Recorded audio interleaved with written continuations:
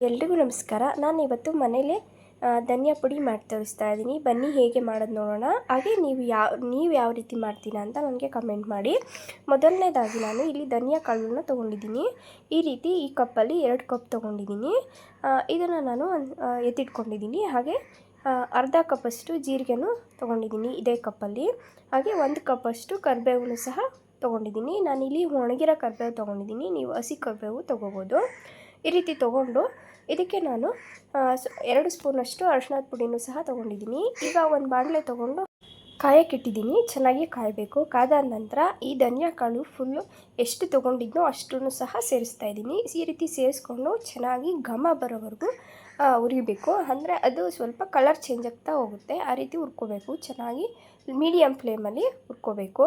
ಈ ರೀತಿ ಹುರ್ಕೊಂಡಾದಮೇಲೆ ಇದನ್ನು ನಾನು ಹಾರಲಿಕ್ಕೆ ಒಂದು ಕಡೆ ಎತ್ತಿಡ್ತಾ ಇದ್ದೀನಿ. ಈ ರೀತಿ ಇಟ್ಟಾದಮೇಲೆ ಜೀರಿಗೆನೂ ಸಹ ಹಾಕ್ಕೋತಾ ಇದ್ದೀನಿ. ಜೀರಿಗೆಯನ್ನು ಸಹ ಈ ರೀತಿ ಚೆನ್ನಾಗಿ ಹುರ್ಕೋಬೇಕು. ಅದು ಸ್ಮೆಲ್ಲು ಚೆನ್ನಾಗಿ ಬರ್ತಾ ಇರಬೇಕು. ಚೆನ್ನಾಗಿ ಘಮ ಬಂದಾದಮೇಲೆ 1-2 ನಿಮಿಷಗಳ ಕಾಲ ಚೆನ್ನಾಗಿ ಹುರ್ಕೋಬೇಕು. ಈ ರೀತಿ ಹುರ್ಕೊಂಡಾದ್ಮೇಲೆ ಇದಕ್ಕೆ ನಾನು ಕರಿಬೇವು ಸಹ ಹಾಕ್ತಾಯಿದ್ದೀನಿ.